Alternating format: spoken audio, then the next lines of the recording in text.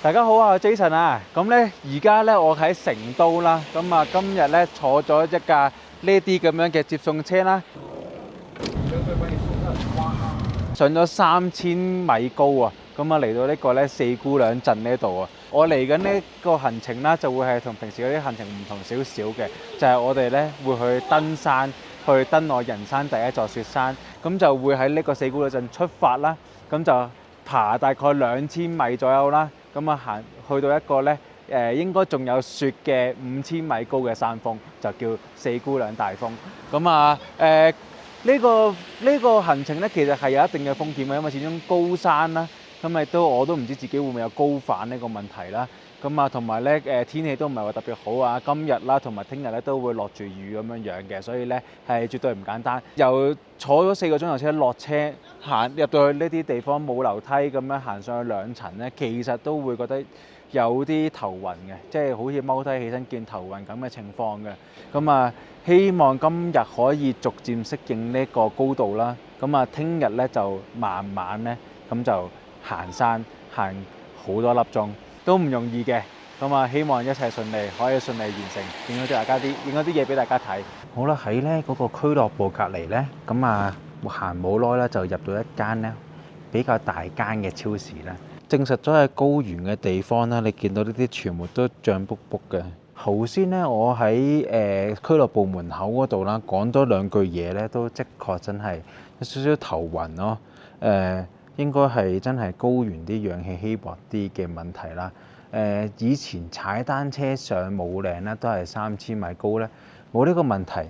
可能因為上得比較慢啦，8個鐘先上到去啦。咁但係而家咧坐車上嚟咧就會真係有少少暈。咁啊，希望我盡快可以適應到啦。咁啊，同埋睇下聽日食咩嘢啦。咁啊，唔講咁多嘢啦，即係俾自己適應下先。講得多都唔夠氣而家。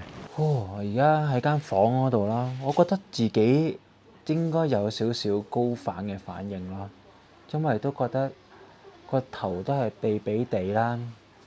咁啊，我隻佳明手錶咧就頭先喺成都嘅時候咧，就個血氧97%啦。咁啊，而家上到嚟咧就血氧係91%。咁啊，唔知係咪一個正常範圍？不過咧就真係個人好攰，好想瞓覺，尾頭痛嘅，但係就痹痹地唔係好夠氣咁樣咯。同埋喺俱樂部行嗰2層樓梯都係覺得會有啲頭暈。我都唔係好都清楚自己咁嘅情況有頭暈，咁仲點行咁高嘅山呢？而家咧就5點22分啦，咁就5點半咧就會係落去食嘢同埋開會嘅，咁就希望食完嘢就早啲瞓，希望聽日就個身體會適應咗啦，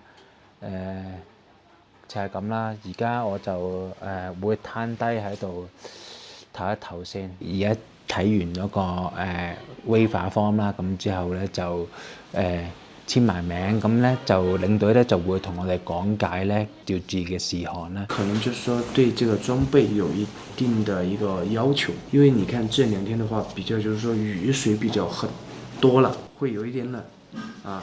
那我們就是說裝備的話，可能就是說要求的比較要高一點啊，盡量不能讓自己去失溫，因為失溫之後在高原地區風險比較大。我們也是剛從山下來，那今天凌晨的話，大概氣溫在零下10度到15度之間。你們有沒有就是說這種高原的一個徒步經驗？沒有。那麼有可能就是說你會去準備1到2瓶這個便攜式氧氣，這邊禁止使用感冒藥和這個頭孢顆粒，因為高反它最明顯的一個頭痛就是它有脹痛的一個反應。那如果在你自己一個能承受的範圍之內，那你可以不用管它，因為它可能每個人到了高原地區，它都會有一定的高反。因為你們可能是第一次來高原，對。那你在休息的時候，就是說在衝頂期間需要休息，OK 沒問題。那你最好別坐着，因為做完之後你的小腿會發軟，它就不想走了。那你就站着，站個大概30秒到40秒之间，让你的这个心率往下降一降，然后就慢走。你休息了30秒到40秒之间，它的心率也就往下降了。那你如果休息2分钟以上，那么你的身体就会慢慢的往下开始掉体温。所以说不能站太久，也最好別做。那你如果早晨啊，大家好啊，Jason 啊，咁咧就今朝咧食咗個早餐啦，好忙啊，好趕咁樣樣啦，執晒啲嘢啊，擺低個駝包啦，上嗰架領隊嗰架私家車嗰度啦，咁我哋就開始咧就步行咧出發咧去挑戰呢一個大姑娘唔係四姑娘大峰嘅呢個行程啦。咁啊，今日嚟講咧，我嘅狀態比起琴日落車好咗好多啦。原來咧，我而家隻佳明手錶咧係會有得睇血氧㗎啦。咁啊，我哋啱啱落車嘅時候咧，已經係91%啦，就比起喺成都嘅時候97%已經低啦。之後瞓醒咗成個覺咧，就已經去到84%啦。咁所以其實佢係會一路咁，你身體可能應該有啲累積嘅血氧係隨著時間嘅話咧，佢係會越嚟越低嘅。咁啊，清空咗啲啦，應該咁解啦。咁就所以咧，而家咧就血氧咧就低咗啦。但係咁瞓醒個覺之後咧，個人係適應咗呢個低血氧嘅狀態嘅。所以琴日本身行上去嗰間俱樂部嗰個行2層樓上去自己間房嗰度咧，嗰啲喘氣啦。但係今日行咗幾次咧，都冇事，好咗好多。咁所以咧，我覺得咧，而家應該嘅狀態幾好嘅，我會有翻啲信心，覺得自己適應嘅程度高咗好多。咁樣咧，今次咧，我哋上去大峰咧，我呢個俱樂部咧就會咧有3個人一齊上去嘅，計埋我自己。咁咧就包括咗啦，我女朋友啦，同埋咧呢個咧嚟自上海嘅哥仔嘅。有個好消息嘅就係佢係有帶到航拍機嘅，所以咧可能我哋可以帶到一啲好嘅風景俾大家。今日咧暫時停咗雨，好開心。咁啊，希望可以咧望得遠啲，睇到靚啲嘅風景啊！咁我哋陣間去到咧景區入口再同大家講。好啦，好熱啊！哇！佢哋逼我着咗勁多衫，驚我著得太少衫會有高山反應啦。咁所以咧我就着咗好多衫出門口啦。但係我淨係行過嚟景區就已經超級熱啦。啊！祝你成功登頂。好，謝謝你。好，應該我哋而家正式出發啦，穿過呢個四姑娘山，即係唔使喺度打卡影相嘅，長期俾人遮住嘅，所以直接行就算㗎啦。踏上呢一級，正式出發。嗱，我都知道咧，呢期咧係好多人㗎啦，我早有聽聞㗎啦。因為咧，佢哋話咧，因為大陸高考完啊，嗰啲人高考完咧就嚟挑戰完呢個考試制度，就挑戰呢個自然生態啦，所以咧就好多人嚟呢個登呢個四姑娘山。咁啊，頭段咧都係呢啲樓梯嚟嘅。好啦，咁啊啱啱行咗1.6公里啦，咁就行到去呢度啦，就景區入口啦，咁就叫做海子溝，係啦。咁啊就有洗手間嘅，咁我哋都唔使去啦，啱啱上嚟冇耐嘅啫。咁啊順便睇一睇咧，我哋要行嗰條路線啦。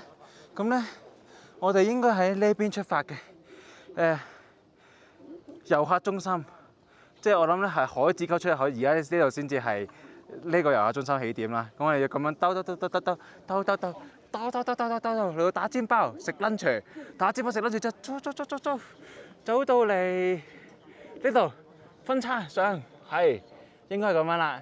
即係就嚟到呢度咧，就應該係嗰個 base camp 啦，應該就係嗰個大本營啦，佢哋叫。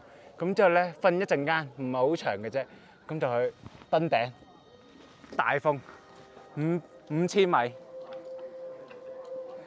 希望順利。好啦，而家咧我哋入咗呢個景區嗰個票口啦，咁啊即刻交咗嗰啲飛俾領隊啦，咁樣樣。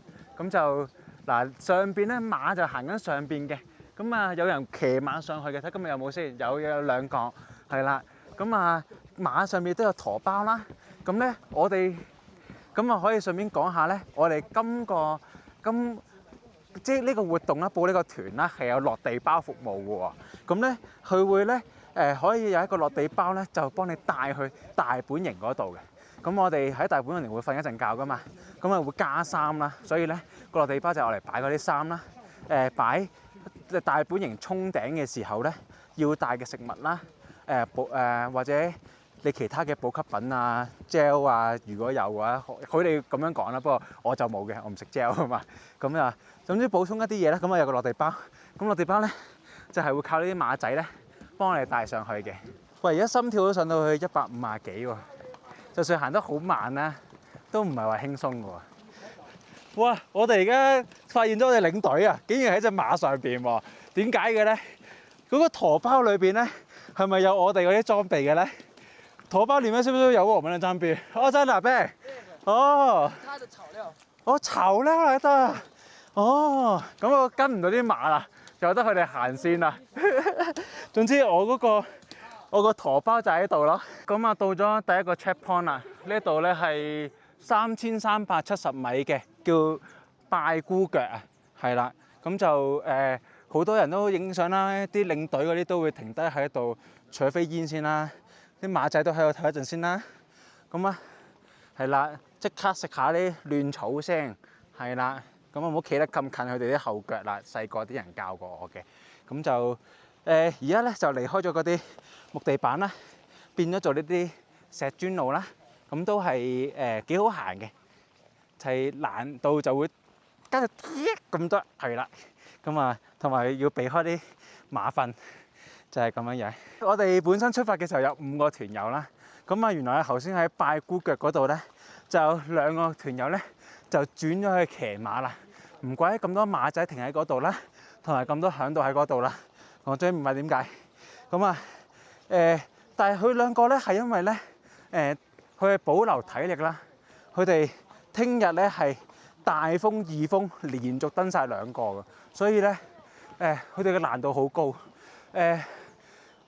我哋今次第一次嚟登咧，咁啊大風係會易啲嘅，因為佢係最矮嗰個山嚟嘅。其實有4個風，咁啊大風、2風、3風，之後第4個唔記得叫咩風，咁就大風其實係最易嘅。咁我講一講裝備先。咁其實咧今次咧我過嚟咧就冇專登咧去買到一啲新嘅裝備嘅。咁咧就大部分嘅衫褲咧都係嚟自於滑雪嗰個裝備啦。咁啊鞋就平時出街嗰隻鞋啦，因為都一樣防水嘅。咁咧，琴日開到個會咧，嗰個簡介會咧就俾人鬧到飛起。咁啊話嗰啲 Alpha 咧係完全唔掂當嘅。咁啊同埋要真嘅羽絨，即係嗰啲所有同埋連 Gore-Tex 褲佢都話唔防雨嘅。咁啊實在我哋都係唔知咁多，因為我哋真係未上過去，亦都唔知道係佢哋本身冇用過呢啲裝備，定係真係唔得。咁我哋都唔知。咁但係都冇理由嘅，因為佢哋導遊唔使着呢啲裝備啫，但係好多旅客都帶咗上去噶嘛。咁所以咧，我相信佢哋經驗，所以咧我哋就去咗對面嗰啲裝備鋪嗰度啦。咁就租咗啲裝備翻嚟，咁啊包括咗啦，就喺呢條褲入邊咧，着嗰條佢哋叫秋褲啦。咁啊背脊嗰度啦，咁就有一件爪絨啦、畫毛衫啦，好厚嗰種畫毛嚟嘅。咁之後咧再有一件羽絨俾咗隻馬仔孭啦，咁樣樣。咁啊嗰啲我係登頂用嘅裝備。咁啊鞋咧，佢都話我呢隻唔得嘅，因為最好佢都話要中筒，但係咁啱裝備鋪都冇我個碼，咁就而裝備鋪個阿姐又話得㗎啦，你呢對 OK 㗎啦，咁我信佢啦。希望平時嗰啲單腳深蹲咧可以發揮到嗰個作用啦，令到我腳腕係有足夠嘅力量去面對之後嗰啲可能岩殘不平嘅路啦，咁樣樣係啦，所以咧。最後咧，本身要帶自己裝備嚟，因為都唔知道無啦啦有裝備又租乜鬼咧。咁但係聽完佢咁講之後咧，我哋都照租咗咁樣。所以租嗰度都唔係好貴。2個人加埋雖然唔係成 set 啦，租到啲啦，同埋買咗呢條秋褲冇得還㗎啦。咁就300幾蚊啦，人民幣2個人。咁我覺得連埋我女朋友對鞋㗎啦，所以都。我覺得 OK 㗎啦，成日都 OK。咁所以最緊要，因為佢其實講幾廿蚊一件嘅，就嗰啲爪絨衫啊、羽絨衫幾廿蚊租一個 trip， 咁所以我覺得唔算貴，食水唔深，覺得幾好嘅。好啦，我哋又到一個 checkpoint 位咧，咁咧爬多咗800米啦，應該係啦，即係應該水平距離嚟嘅，嚟到呢個齋戒坪。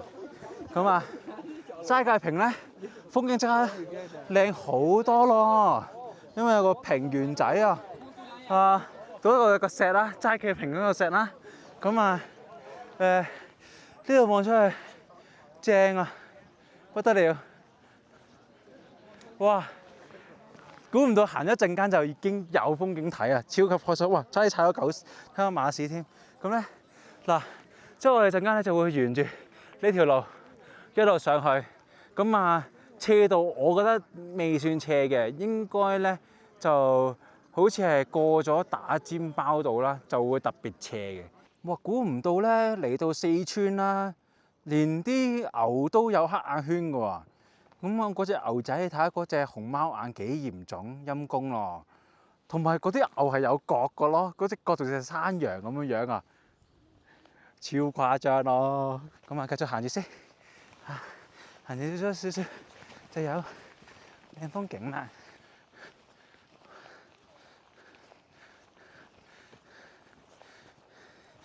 我呢度都有個欄㗎喎，就算你行一邊都唔怕碌咗落去喎。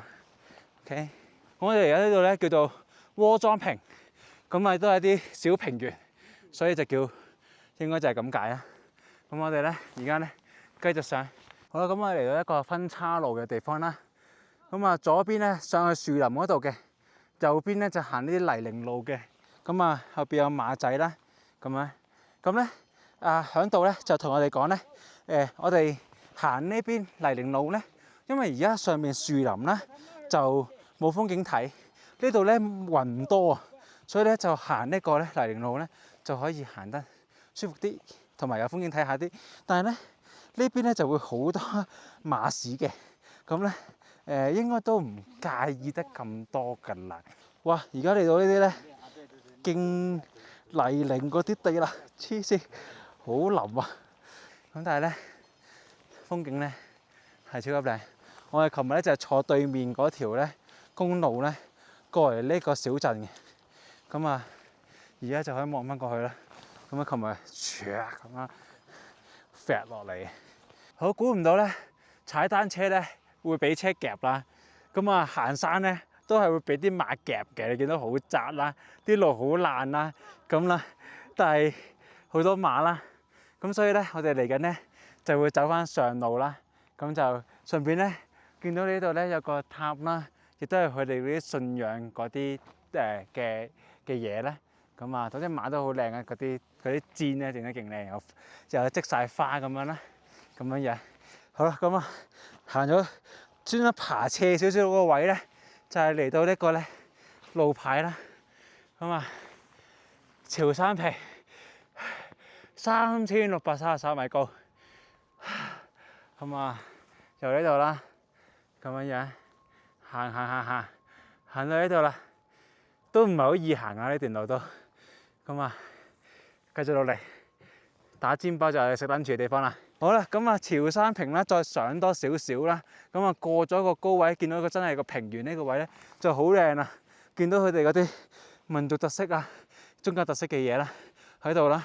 咁啊一路望出去呢度幾開揚、幾靚。之後咧，佢頭先叫我踎低喺度影相啦。之後咧會真係其實可能如果你感受下咧，踎低起身咧。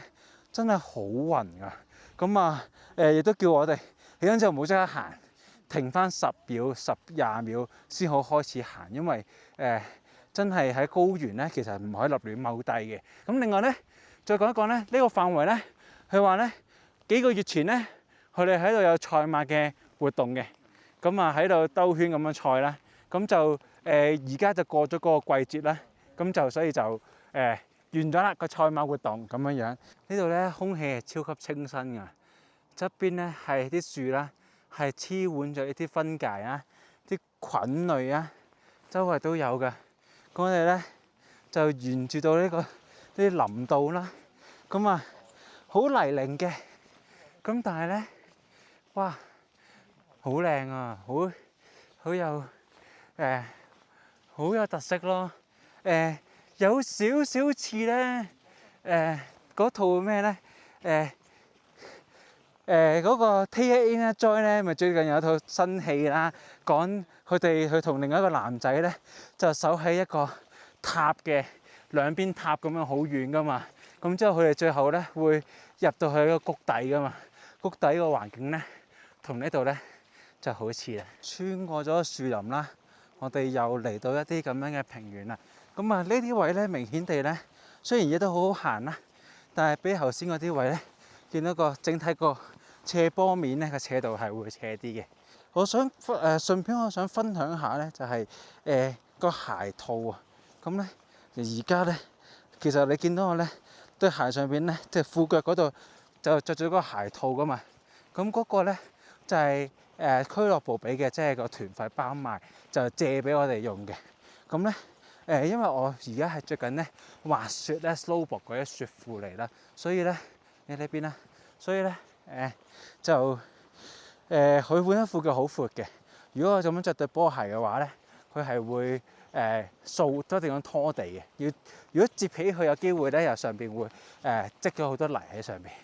咁咧有咗呢個腳套咧，就啱啱好。而家咧就嚟到嗰個休息點啦。咁啊景色嚟講咧好靚嘅。咁就嗰邊都有個避雨啊、休息站嗰啲地方嘅。咁啊喺極端環境下，呢啲地方係好重要啊。咁但係我哋今日就用唔着啦。咁就因為而家開始落雨啦，咁就見到有啲雨粉喺上邊啦。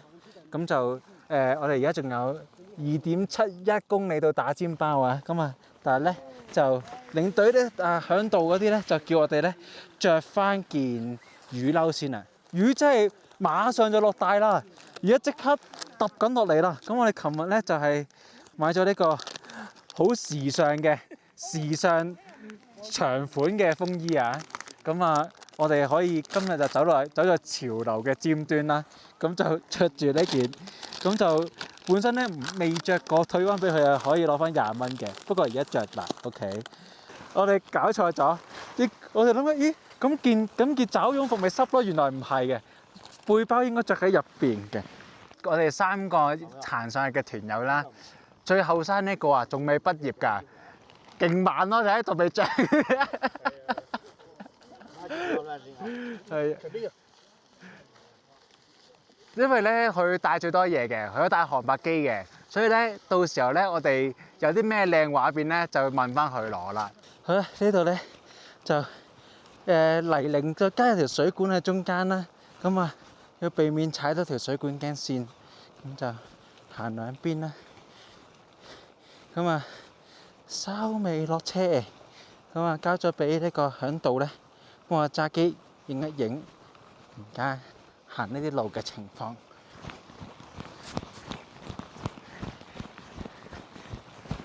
好啦，唔跑咁多步啦，因為咧跑多2步咧驚喘氣。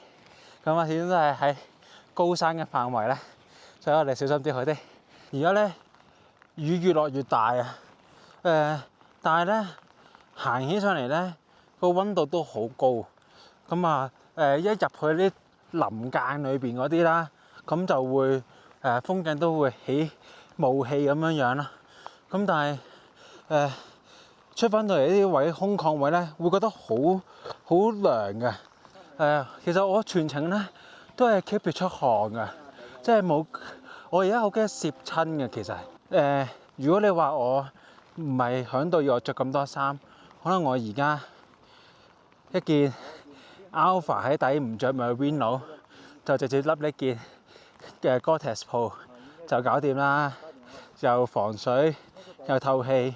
但係咧佢哋覺得好危險嘅，即係呢啲風咧突然間吹入去，一件攝親咧咁就會即刻高反嘅。所以咧我相信佢哋嘅專業，所以而家我哋喺度焗住出汗咁一路上山。佢頭先喺啲好斜嘅地方咧，泥地啦，都跣一跣，隻手撳咗落去，咁好似嗰啲咁泥啦，但係好斜嘅，咁所以咧係要突然間冇啊，太跣啦，根本冇 grip 啊！我已經咧好小心啦，即係我係心口朝向山上邊打斜咁過去咯，咁已經 ready for impact 咁樣啦，但係就都係跣一跣，係啦，即係難度高咗好多，因為即係佢哋話個山落咗幾日雨，而家成塊地都係索晒水、浮晒，係比較難行啲。好啦，而家行到嚟呢度有個亭啦，咁啊睇隻嘉明同我講咧，仲有500米就到打尖包啦。咁咧佢哋頭先指一指俾我睇咧，就係而家直望嗰個亭仔就係打尖包啦。同靚女傾咗陣偈咧，就已經到咗打尖包啦，不經不覺。真係非常之好，時間過得非常之快，係啦。咁啊呢度啦，就打尖包，逢緊打尖包範圍咧，都會寫住，因為逢緊呢啲地方範圍都會寫住禁止煙火嘅，叫佢哋唔好食煙嘅。但係通常呢啲位都係佢哋食煙嘅位嚟嘅。好啦，馬仔，打尖包，耶！好啦，咁啊而家嚟到打尖包啦，就冇人打尖嘅。啲熱水都冇人排隊嘅 ，OK 嘅。咁我咧就拎出咗我個自熱飯啦。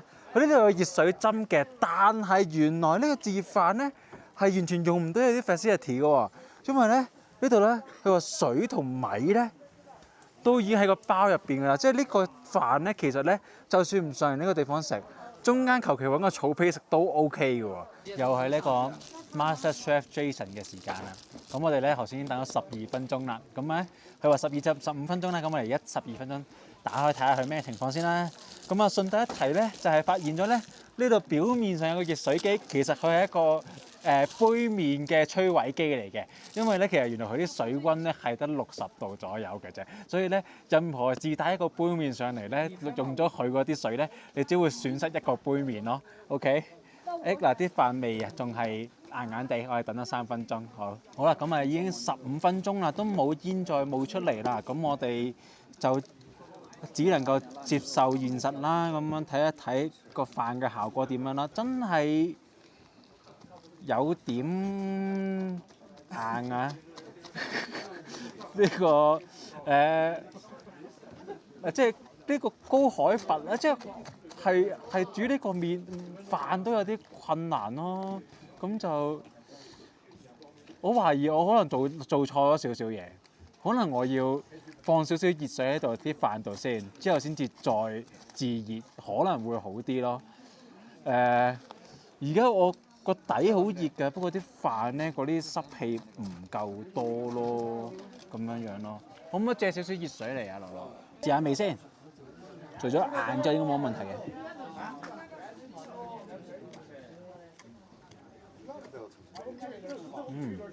我覺得調味都落得太多，同埋真係好硬。而家就食完嗰個好硬嘅自熱飯啦，咁就再次出發。咁我哋而家離開呢個打尖包，就開始咧沿住一啲非常之 muddy 嘅路就上去啦。咁亦都拎翻支行山杖出嚟啦，因為咧嚟緊我哋會迎接嘅路段咧係會比較崎嶇啲嘅。哇！下邊隻雀啊！哇！未見過呢種雀。哇 ！OK， 有2隻添啊！一直沿住一啲咁嘅樹林走啦，都唔係好講到嘢，都幾攰下嘅。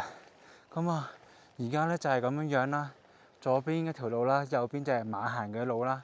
咁啊，嚟到呢個位已經闊落翻啲嘅，易行啲，冇咁斜。喺咁樣打斜同埋咁樣上斜嗰個斜都係兩樣都冇咁斜啦。先至講到2句嘢啦，都幾係嘢。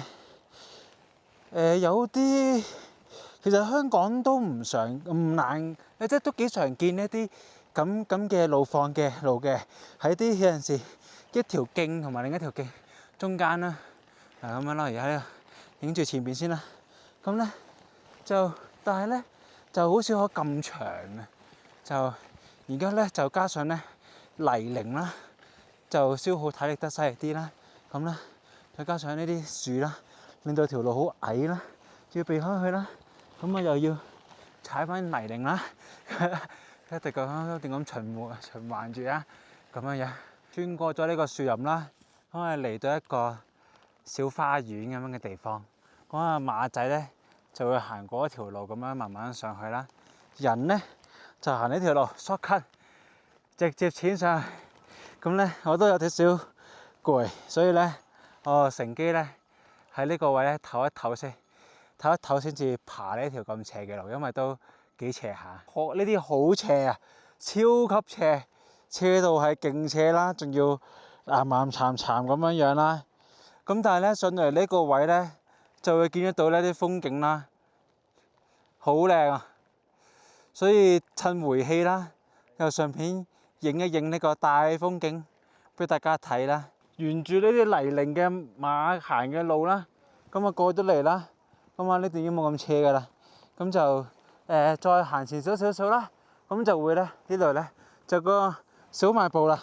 咁咧本身咧就好多時候都唔知道佢有冇開嘅，咁但係其實咧當我嗰個晏飯嘅時候咧出現咗煮唔掂嘅時候咧，咁就領隊正同我講咗咧呢個小賣部今日係有開嘅，所以咧就同我講話如果食唔到嘅話，就可以過嚟呢個小賣部食杯麵咁樣，費事咧晏得滯咧銀胃喎，係咪先？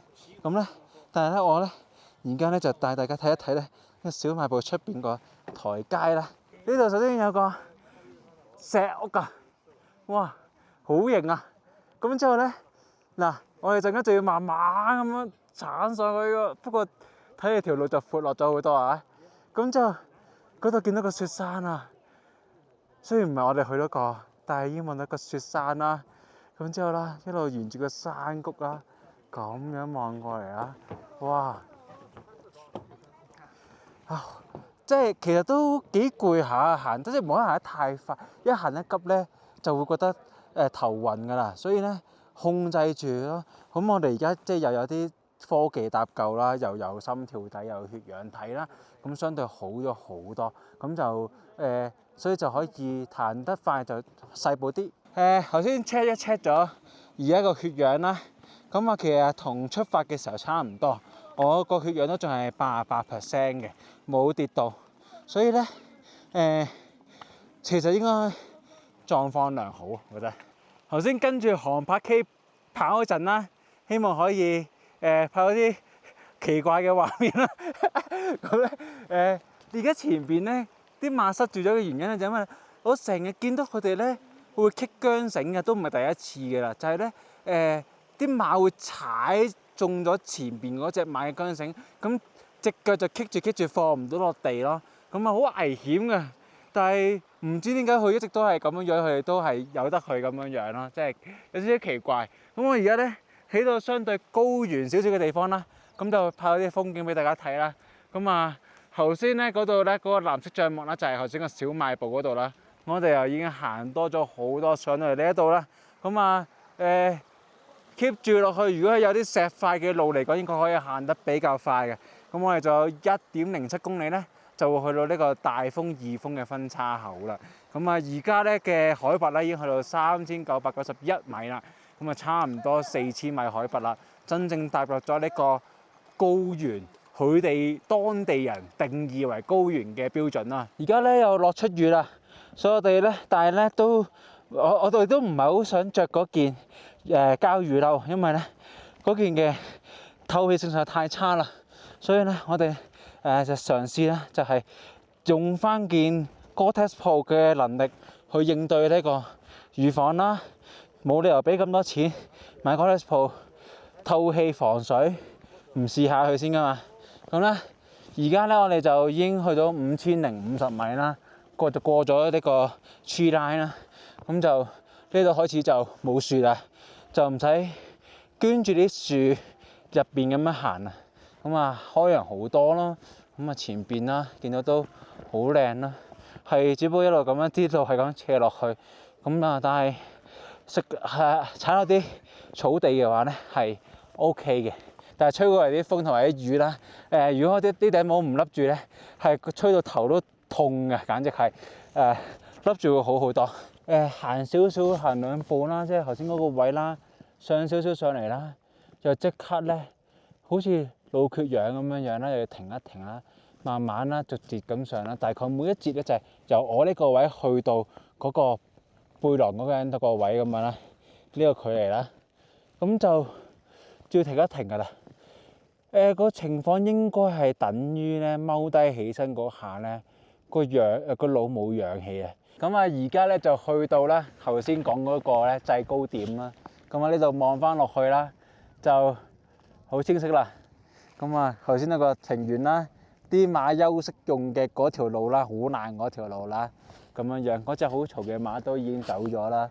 咁啊我哋人就沿住側邊咁上啦，因為坐喺唔係舊石嗰度，見到啲人坐喺即係坐地下咧，會俾佢哋嗰度響度鬧㗎，所以咧我都唔敢啊。咁我見到個石先咁坐低嘅，所以係啦。咁啊而家咧就我諗前面冇遠啦，就會到一個叫做咧4姑娘山啦、大風同二風咧嘅分叉路口啦。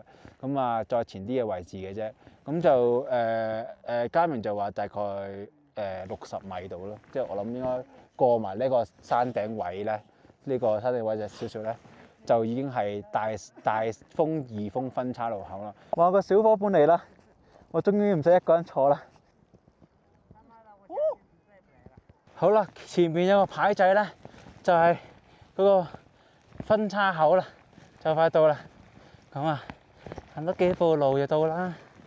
大二風保護叉路口，咁啊喺呢度見得到啦，係大風850米，其實850米好近噶啦，所以見到應該好快到噶啦。睇做資料搜集嘅時候咧，就好多時候啲人去到大本營已經食唔落嘢啦，高反嘅關係啦。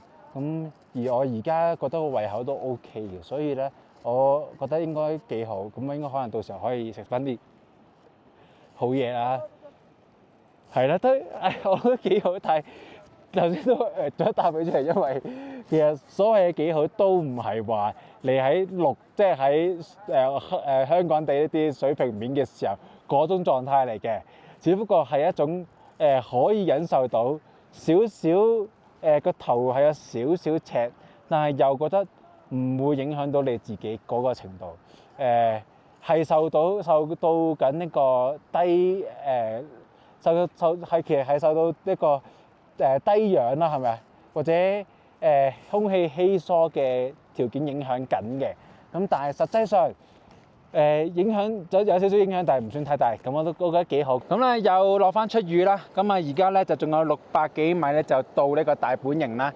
咁啊見到呢條咧好急嘅河流啊。咁啊所以咧行出嚟影一影俾大家睇，哇，幾有型！咁啊，繼續啦，咁大家咧就慢慢行啦，向住大本營出發啦。咁就你見到咧，即係行2步咧，大家就好喘㗎啦。喺呢個環境再講咁多嘢嘅人咧，就唔係太多個。好啊，嚟到呢度咧，行前多2步咧，就要過河啦。咁啊〜好，點過咧？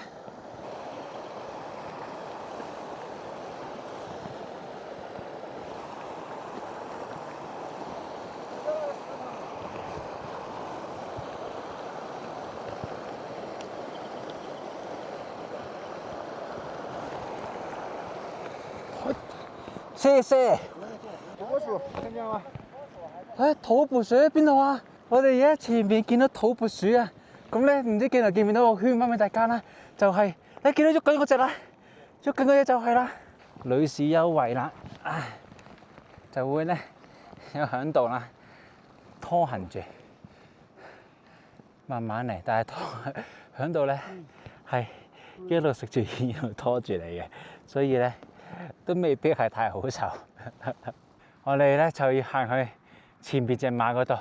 就係我哋嘅大本營啦，咁啦，好近啊，但係咧呢條路咧係好斜，咁你望落去見到咧，一路上嚟咧爬咗超多地方，咁啊，所以咧基本行10零20步咧就要停一停啦。而家咧我哋咧喺呢個海拔啦4291米啦，咁就同大本營啦應該爭幾十米距離啦。咁但係呢條路嘅爬升咧，個車道真係好斜，行得快都會頭暈，所以咧就只能夠這麼近那麼遠，只能夠慢慢地行啦。咁就風景其實咧都幾好噶啦，即係咧少少雨咁啊，望到嗰啲碎石啊，咁啊望到頭先嗰啲啊，同頭先距離唔係話爭好遠啦。啲而家嘅溫度應該都我諗都係得幾度啦。咁我一帶咗隻咧平時帶喺滑雪手套裏邊嘅煙拿啦，咁都覺得有啲凍啲手指，所以咧就係啦。咁啊，但係咧上到去就可以休息噶啦。咁啊，希望啦，我已經行得最快嗰個，你睇佢而家先行到我個海拔。咁啊辛苦嘅，即係絕對唔容易啊！真係淨係行過嚟 base camp 已經係好高難度，真係好難。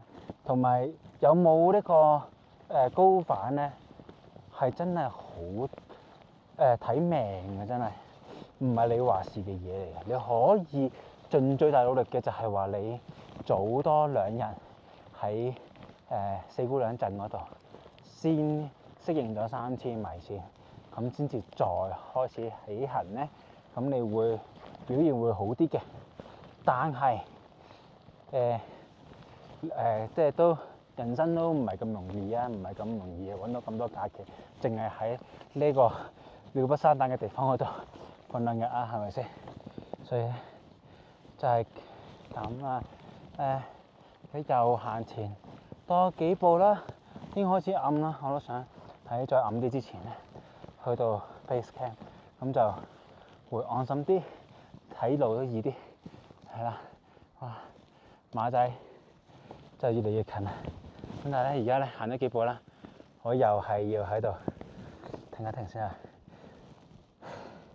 因為頭會好暈。前邊嗰個圓咕碌嗰度就係我哋今晚個 base camp。咁啊，睇過晒我哋個 base camp 係比人哋個 base camp 矮少少嘅，即係話咧今日慳少少力，但係聽日咧就應該辛苦啲啦。話聽日而家我哋海拔幾多啊？我而家海拔4300啦，咁啊即係話聽日要行700米爬升噶啦喎！哇，700米，清晨2點鐘，哇！仲要係越上越高，係應該都好辛苦喎。咁啊，佢哋話今個 base camp 應該得我哋3個團友瞓嘅，係咪？這個好啦，咁我入去影俾大家睇先啦。嗱，好暗嘅，即係冇影到啲乜嘢啊！嗱，地下係啲咁嘅石板嚟嘅，咁呢度咧但係呢個大鋪床啦，係咪啊？咁就可以隔到好開瞓，所以都唔係太大問題。咁就好啦，咁啊陣間食飯再講，而家咧喺度休息下先。好啦，咁啊而家咧到咗呢個食飯嘅時間啦。咁咧食飯嘅位置咧就係喺呢度啦。咁就喺一個咁樣跟圓形嘅一個小帳幕裏邊啦，幾靚嘅。咁就會喺呢個位置食飯啦。咁就斟熱水都好似可以話喺呢度嘅，好似話係。咁就但係呢度就唔佔有水壺斟嘅，可能一陣間先至再斟啦。而家我哋唔再喐㗎啦。咁我哋嗰啲運動保暖嗰啲衫咧，其實已經唔再適合。我哋而家要換成一啲咧自己會保溫嘅衫咧先可以。呢啲菜咧好熟口面啊！琴晚食就係食呢啲啊，應該係掂好。咁啊，仲有後邊啲白飯麵飯啊！哦，非常好，哇！咁啊，有啖好食，同埋我都好有胃口，所以咧，我覺得幾期待嘅。咁啊好啦，而家咧我哋就出發啦。咁啊出發呢一刻咧都係迷霧裏咁出發嘅。冇睇唔到頭先嗰啲星空啦。我哋個隨身包裏邊啦，就帶咗一件羽絨啦。琴晚我哋係着兩個睡袋都係唔夠暖嘅，係咁啊！而家有一個爪絨，一件羽絨，一件衝鋒衣，再加一件雨褸，咁之後仲有冰撞，仲有支熱水，咁啊，好似我唔記得 refill 啲 energy bar 得一支添，唉 shit， 唉好緊張，唉算啦，行住先啦，都應該夠食嘅，係啦 ，OK， 咁好啦，前邊唔知見唔見到前邊啦，成座山都係人啦。我係跟唔到主流人群嘅 pacing嘅，佢哋係會跑一頭。如果我跟住佢哋咧，我會喘氣得好辛苦。所以咧，而家咧就只能夠慢慢地行啦，細步咁行啦，都唔係好睇到條路啊！早知帶支 RN3000嚟啊！明明前邊咁鬼多人喺上邊。點解咁鬼難㗎？點解我行得咁辛苦？開埋呢眼燈先，係啦。點解我行得咁辛苦？但係其實前邊仲有好多人咯，係可想而知我係幾咁渣。後邊都仲有少少人咁樣嘅。咁而家咧，我將個 cam 咧交咗俾響度啦，因為咧我係完全 manage 唔到咁多嘢，係啊。咁啊，就係咁多啦。OK， 好啦，咁我哋咧而家開始見到咧好斜啦。咁啊，地下上算咧都係一啲石仔路啦，同埋啲泥路啦，仲算 OK 啦。咁啊，但係咧呢個咧係未到絕望波嘅，絕望波係再前啲。呢個所以響度話呢個只係少少絕望波，係啊，咁樣樣好難行嘅真係。超級難行，我係唔急得嚟啦，即係我慢慢每一步啦，同埋唔可以一級如果高得滯，都唔可以咁快攬上去啦。咁咧而家咧係一個少少嘅絕望波啦，咁啊響度就叫我坐低唞一陣先，咁啊唔知睇唔到上邊，呢盞燈咧都未必睇到，咁啊少少絕望波。我哋睇下佢呢邊應該睇到啲啦，係啦。其實好多人上嚟嘅，你見到咁多人上嚟咧，你覺得都唔會太難啦，係咪先？都係好難喎，我係真係好細步咯。但係上一條路係會氣喘㗎咯，你都未必睇得好條路係點樣樣，因為真係好黑，係啦，我自己都唔係睇得好清楚，係啦。咁就係啦，而家咧就仲有1.44公里到終點啦。咁就但係其實聽落好近啦，但係可能會係我最漫長嘅1.44公里。而爬升嚟講咧，都仲有500米爬升。我希望每100米同大家更新一下啦。好啦，咁啊，反正咧響度啦，要屙督尿啦，同埋食支煙啦，係啦，佢哋全部都食煙嘅，咁咧就所以咧而家就繼續坐陣先，咁啊順便咧既然有啲時間咧，咁我就 check 一下自己個血氧而家去到幾多啦，咁啊78%，咁比琴晚瞓緊覺嘅時候咧好一啲㗎啦，琴晚70頭啦，嗰陣時都好辛苦㗎，但係而家上到嚟行緊，咁啊頭先一開頭着啲衫又係多得滯，又係佢叫我哋着嗰啲衫永遠都係多得滯嘅。咁啊，除到剩翻呢一件 Merino 加一件衝鋒衣咧，咁就啱啱好啦。咁啊，成個背囊都係衫，但係都係嗰句，有帶好過冇帶，因為即係凍係頂唔到嘅。但係你衫多咗可以除咁樣樣。咁我而家咧，我諗佢咧容易就應該俾我喺度咧適應下呢度嘅適應，即係個身體適應下先啦，咁就先至慢慢再上。其實咧咁樣坐低喺度咧都有少少頭痛嘅。行緊嘅時候咧，可能咧就係另一種感覺就蓋過咗佢，但係就行緊嘅時候其實舒服少少嘅，同埋而家坐低會有少少凍咯。咁啊行緊嘅時候就冇咁凍咯，係啦。咁啊陣間就同大家講啦，好。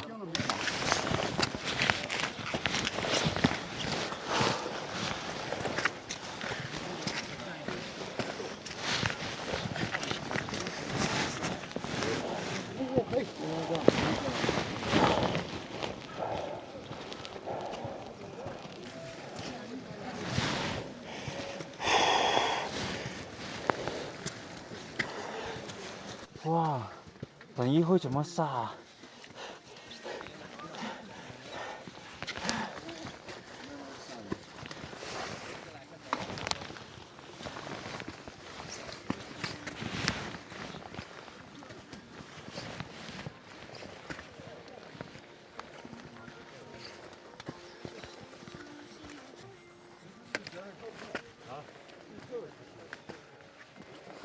队员们知道了。知道了。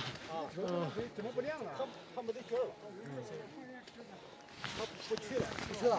他没得劲儿，爬不动。那我给你录个视频，下来。他没劲儿了，他随时跑不去。啊，我给你录个视频，不是？还有你好交差，我来。快，下来。你就站在这儿嘛。你主要，看到我们下雨太难了。有我们俩就上宝山去，上宝山去换电池。前面嗰個人咧話退出啊，咁佢哋咧就幫佢錄個視頻，你叫什麼名字啊？退出嘅視頻，好殘酷啊！咁我哋而家咧就全部排住隊，等佢拍呢個視頻。之後咧，呢度真係等好超級陡坡。好，咁啦，呢度係支拐杖應該冇乜用，係爬牆上去，真係哇！黐線，隻腳點樣落啊？啊！哇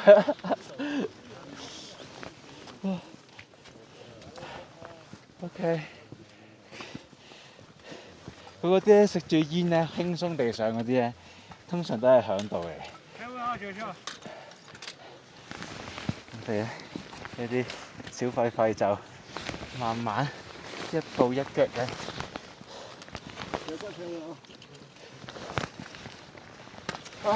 OK， 好啦，咁咧而家就嚟到咧呢個位咧，我覺得有啲凍啊。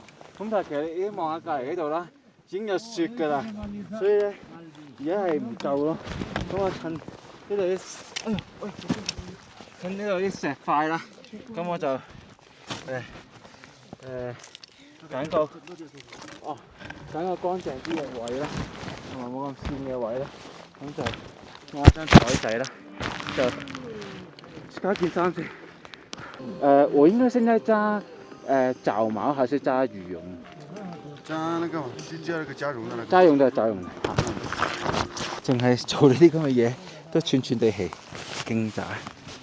而家揾到個位停一停啦，咁就終於爬到去4600米高啦，真係好難行啊！咁啊，後邊咧啲上緊嚟嘅人啦，上邊啦，有一啲喺我前面嘅人啦，你睇嗰啲燈就知道好斜啊！基本上大概而家每10零20步就做個小休咯。咁啊，有陣時咧佢要攀石噶嘛，唔係路嚟噶嘛。咁咧嗰啲一攀完石咧，就即刻要停一停回氣嘅，好喘啊！攀嗰啲石，可能突然間超過160幾心跳。雖然平時嚟講160幾心跳唔係好多，但係咧喺呢個高原嘅情況下好危險。但係佢低極都係150嘅。如果我喺150再樓下咧，就會覺得開始凍㗎啦。所以咧暫時而家係咁樣啦。咁啊慢慢啦，逐少行。我相信我100米爬升咧，係可能要分5轉6轉，可能唔止添。咁但係有數得計啦。咁啊，而家剩翻300零米到頂啦。所以咧除咗要慢慢嚟之外咧，其實都冇乜其他大問題，可以繼續努力落去，係啦 ，OK。咁啊，而家咧就我哋咧行到上嚟呢個位啦，咁啊海拔咧就4664米啦，咁啊開始咧沿路上咧係要有雪地嘅啦，咁就行住啲雪地咁上啦。咁啊，據聞前面係咪絕望崖？係啦，係啦，前邊就係絕望坡啦。見到好斜咁上去，咁啊，最頂嗰個燈咧就係燈頂㗎啦。佢哋我都唔知邊盞啊，散光唔係好睇到。咁但係咧，佢哋響度已經話有人登咗頂啦。係，我哋而家咧嚟到呢度咧，開始咧真係好跣啊！所以咧響度就叫我哋叫我着冰作啦，因為我哋其實我哋係得我同響度嘅啫。我哋離開咗其實登頂呢段路咧，由喺大本營出發啦，已經係一個響度搭一個登山㗎啦，所以咧我已經冇再見到我啲小伙伴㗎。咁啊，希望佢哋都 OK 啦。咁而家咧就要着呢個冰作啦。咁就睇下先啊，點樣攞出嚟嘅？呢度攞出嚟咧，咁就袋翻呢個袋啦。因為好跣啊，頭先爬上嚟都覺得攞唔到抓地力啊！呢啲絕對要有人先有抓地力啊。係啊，咁啊，所以咧個人就係嚟自於呢個冰作啦。咁咧，我哋睇下可唔可以學到點樣着先。其實咧，我而家咧，你叫我行住講嘢真係唔得，但係咧停低休息完一輪之後講解嘢都還可以。咁我哋睇一睇下，就是前後沒分別的嘛？啊，前後沒分別的嘛？有分別，前面一個橫點，前面一個橫點，不是，我看一下。這個。你給我一下。好。這個橫點在左邊。一個橫點，看見嗎？哦，橫間就在左邊。咁呢度咧有個環色嘅打橫嘅桿啦，佢話就喺腳尖啦。我試下，希望唔好因為着呢個嘢而抽筋啦。唔係好着到，好似 OK。點樣推完啊？好，咁啊，一旦啦，跌咗落去啦，咁樣啦，咁就 feel 到佢啲釘喺下邊啦，咁就找到你多咗好多。咁我着埋另一隻先，喺度幫我着緊，睇清楚係咪冇問題？咦，唔得啊，都閃啊。OK， 咁啊，真係嚟到呢啲地方真係冇晒自理能力㗎。我哋作為一個遊客，作為一個挑戰者，淨係專心上山就好啦。所以響度係好需要嘅咁樣。咁啊，而家咧就着咗冰着啦，孭翻個背囊咧，咁啊繼續出發。OK， 好啦，咁咧我哋而家已經喺絕望坡裏邊啦，係好斜啦，但係我諗都係影唔到啲乜俾大家睇㗎啦。咁啊，你睇下上邊嗰條燈嗰個軌跡啦，去判斷啦。咁啊，都可以望下下邊啦。我唔知影唔影到大家，影唔影到？係啦。咁咧而家咧就4700米爬升，唔係4700米高海拔，係啦，唔係爬升，都個腦缺氧啊，講嘢有啲口窒窒，咁咧頭先聽到響度嘅消息啦，就係我哋3位團友裏邊啦，上海仔咧就已經退出咗啦，咁反而咧我女朋友咧就仲堅持緊，而家佢喺絕望坡個底嗰度上緊嚟，好犀利，因為其實佢高反嘅反應係我哋3個之中最嚴重嗰個啦，但係佢竟然咧而家仲頂到嚟呢度喎，因為而家佢由base camp 上嚟呢度咧已經係上咗大半㗎啦，咁啊而家只係剩翻咧300米啦就可以登頂啦，咁嚟得到呢度應該冇問題嘅，最多陣間凍加件衫嘅啫。咁啊，我慢慢一路加衫一路玩拉鍊啦，咁都OK 幾舒適啊！即係而家終於着咗畫毛，再加呢個衝鋒衣，就衝鋒衣都要拉埋咗去先啱啱好。唔知而家幾多度啊？因為隻手錶喺隻手嗰度啦，咁就佢量出嚟唔準啊，係啦。好，咁我唞一陣啦，咁我就而家繼續上 ，OK。咁啊陣間又100米就同大家講講。而家咧就爬到去咧4796米嗱，咁咧我哋喺呢個係咪叫絕望坡啊？當你都唔記得咗啦。最不想拍照咁咧的時候，是你最好拍就照的時候。係為什麼？因為那個瞬間是值得記憶的時候。係啦，咁我呢個絕望波裏邊咧，佢係話第二段斜嘅路啦。咁啊，真係好斜。咁啊，唔知見唔見到呢啲岩石啦，係摸住啲岩石咁樣上去啦，都唔係咁輕鬆。唉，咁啊，但係都 OK 啊，剩翻200米爬升啫。咁啊，就算每10米爬一次啦，都係都係200次啫，係咪先？係咪啊？20次啫，係啦。唉，真係腦缺氧，真係好辛苦。好啦，咁我唞一陣間再行 ，OK。好啦，我終於完成咗呢個絕望波啦。咁而家爬升咧係4834米啦。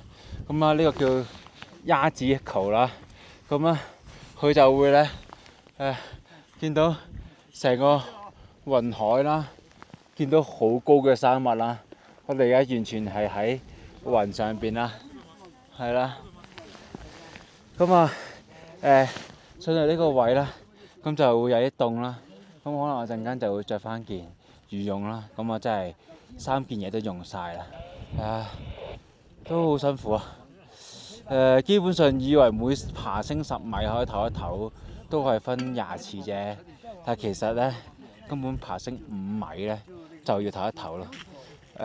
同埋有幾次咧，嗰啲位停冇位停係太窄啊。咁咧夾硬咧就行埋去啦，突然間會暈一暈咧，隻腳軟咁樣樣啦。哇，好危險啊，好恐怖啊！即係空氣稀薄嘅情況下，真係冇得夾硬嚟。而家咧，我一坐低咧就會有啲眼瞓嘅感覺啦，咁就好危險。但係爭少少，同埋好彩又響度咯。咁啊，而家咧就攞 iPhone 啦，影幾張相啦，換埋件衫啦，咁就繼續出發。OK。好啦，咁我哋咧而家咧就過咗呢個鴨嘴口啦。咁咧前邊呢個咧就係優微風啊，佢哋即係話拉女風啊，即係4妹啊，就係最高嗰個嚟㗎。咁我哋咧而家轉上去呢個咧就係大家姐，就係最矮嗰個咯。都唔容易行啊。咁啊，而家就進入咗雪地範圍啊，就慢慢一步一步咁行啊。咁啊，冇氣啊，講多2句都好啦。咁啊，而家咧終於上咗嚟呢個4900米嘅地方啦。咁啊，好靚啊。咁啊，帶動爭少少，因為有限時嘅，有時喺努力咧上埋到個頂仔啦，就係呢個5000米呢個4姑娘大風。咁我哋陣間再講，但係好靚，我哋繼續努力。OK， 差不多啦，我會努力的。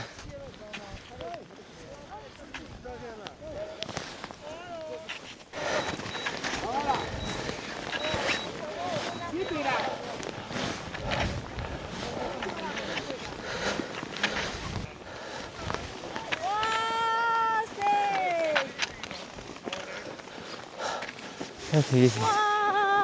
塞！快了，还没到。我们赶不赶得及啊？赶不及了。赶不及了。几点了吗？啊？几点了？6点07。那赶得及。赶得及。赶得及，能上去。能上去。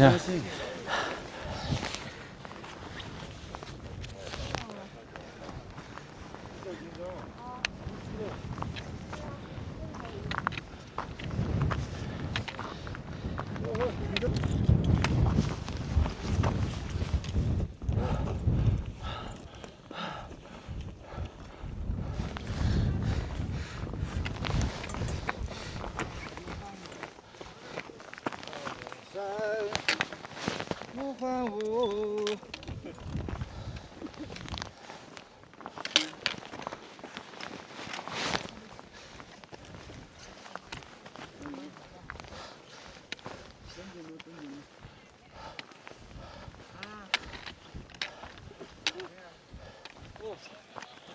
喺邊啊？這跨過去，右邊。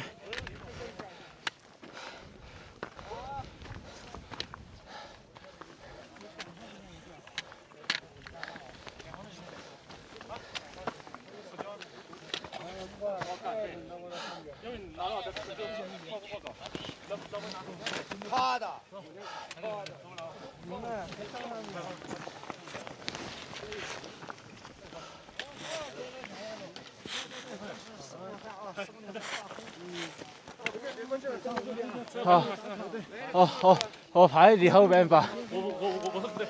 啊，這，你給我一個位置吧，總之。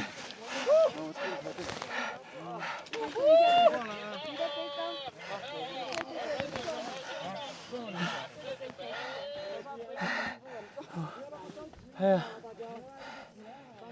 好辛苦。好，唔會講到嘢。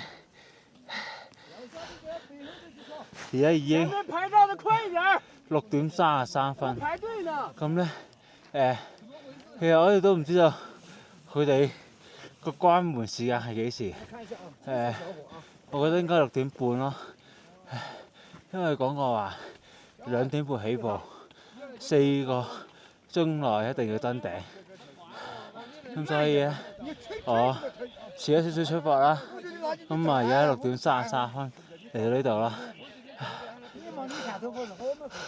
應該可以攞到牌啩，辛苦。而家隻腳係好酸軟啊！我一到呢個位已經係連後面嗰條腿要排隊攞牌，我都排唔到，而家響度幫我排緊。我一嚟到直接係坐低咗，好辛苦啊！我哋睇呢度嘅景色先啦。咁啊，再前啲應該仲靚嘅。但係我哋睇咗呢度先啦，真係好，我諗好似去咗外國咁樣咯，啲大山真係好犀利。嗰邊都係啊，而家嗰個雲層睇到嘅少啲。好，等我行得翻再影多啲嘢俾大家睇啊。領隊係唔幫我排隊嘅，咁而呢度咧喺國內咧排隊就要人貼人嘅，所以咧就冇辦法啦。咁我而家上咗嚟咧，呢度排隊啦，呢度排喺度講啦。咁咧而家咧，我哋呢度望過去咧，就會望到啦，二妹、3妹同埋4妹咁樣一路數落去咯。咁之後咧，前邊咧而家排緊隊就係攞牌仔。咁我哋咧而家咧企高咗啦，制高點啦，咁啊，真係超級靚。咁真係唔知道咧，佢會唔會話陣間截隊咧就唔俾牌我啊嚇？咁啊排住先係啦。咁啊而家好多人喺度直播緊，所以咧都唔係好拍到嘢啦。呢度就大背江，但係咧遞出去啦，見到個山脊係超級斜。哇！誇張，估唔到我可以順利咁樣爬升5000米。應該係爬升嚟到呢個海拔5000米嘅地方。都真係幾辛苦嘅。不過而家上到嚟適應，坐咗一陣適應咗會好少少。佢話有啲佛光喎。哦，見到個彩虹啊！哇！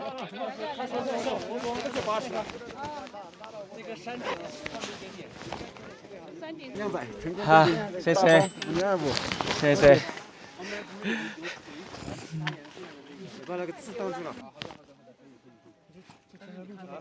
謝謝大家。咁好啦，咁啊而家咧即係真正完成咗呢個人生第一個高山，就係5000米嘅4姑娘大風。咁啊唞夠啦，落去都好辛苦，因為啲路都好斜。咁我哋而家咧就影完相啦，就落去啦。OK， 咁啊陣間見。又落翻呢個小雪地平原啦，好似可以滑雪咁啊，好正啊！即係好似我哋滑過啲春雪嘅感覺啊。咁啊，而家咧就慢慢落山啦，落山都好攰啊，真係。係啦，而家我個響度唔見咗嘅。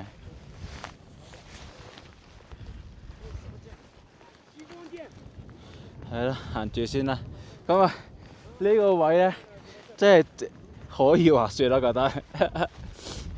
但係滑到一個位前少少就可能係懸崖嚟嘅咧。咁啊，頭先趕住上去啦，都冇乜點影到呢個位。咁啊，而家一步一步啦，係啊，呢個雲海啦，好多朱古力山啦，就係咁啦。就你拉得我屁股滑溜溜的。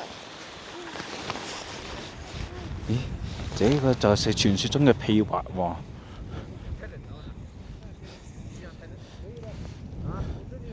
靚女真好，落山唔使行。好啦，我哋而家咧落啦，又再次落翻呢個絕望坡啦。咁啊，已經落完啦，啱啱好。但係真係落斜都真係好辛苦，同埋咧落斜雖然咧唔會缺氧啦，但係落斜都係會頭暈嘅。所以咧落下就開始暈啦，咁就要停低唞唞啦。咁之後先至再可以行到啦。同埋咧始終都啲地下濕嘅，呢啲石係好跣腳嘅。所以咧落嘅時候，都要好小心咁樣啦。咁啊，前邊嘅風景都非常之靚。咁啊，好啦，我哋又落多少少先啦。而家咧，我哋除咗羽絨，除咗件爪絨啦，咁啊，而家落到4670米。好啦，咁啊，頭先啦，咁啊企都企唔穩啦，落呢啲咁樣石板嗰啲位啦，咁啊，終於差唔多完結啦。咁啊，落到去下邊咧，就會係啲比較平路嘅，唔使咧咁樣啦，逐少咁樣落啦，睇住邊嚿線啊，邊嚿係可以行，咁咧全程我哋都係跟住響度踩個腳去邊度就喺邊度落咯。你睇下呢啲位。